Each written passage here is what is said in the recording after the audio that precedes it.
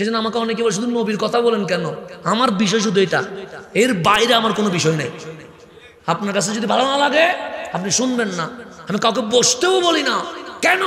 কারণ আপনার কাছে যদি নবীর আলোচনা ভালোই না লাগে তাহলে আপনাকে মুসলমান হইতে বলছে কে?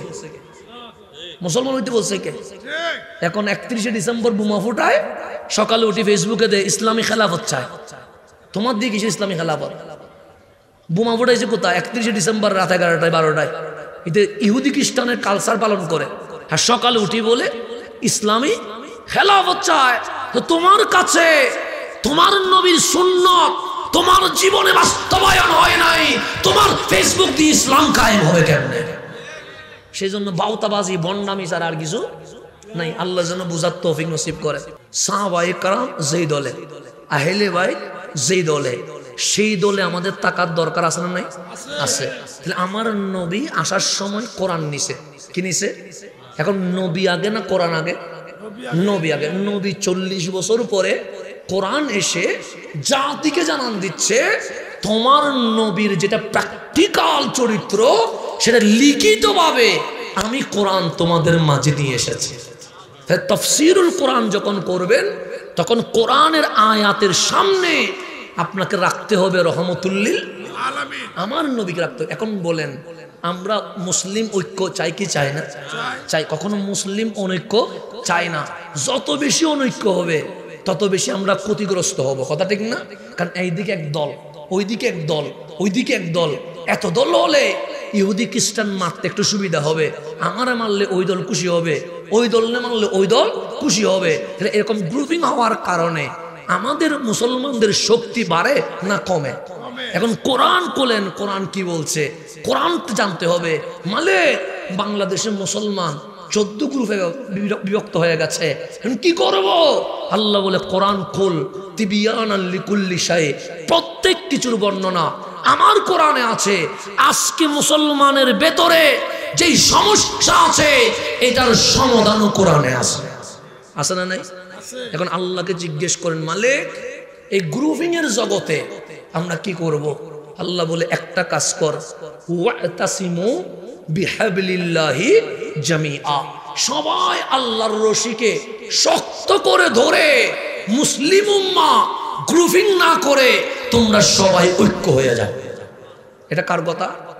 তাহলে ঐক্য হওয়ার জন্য কি ধরতে হবে? হাবলুল্লাহ, রশি ধরতে হবে।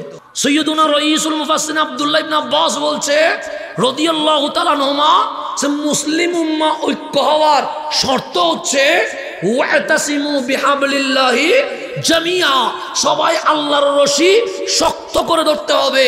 তো তাবিঈনরা বলছে আইনা হাবলুল্লাহ, ওই রশিটা কই? যে রশি আমরা ধরতে পারবো সে রশি পাও নাই, সে না পাই নাই।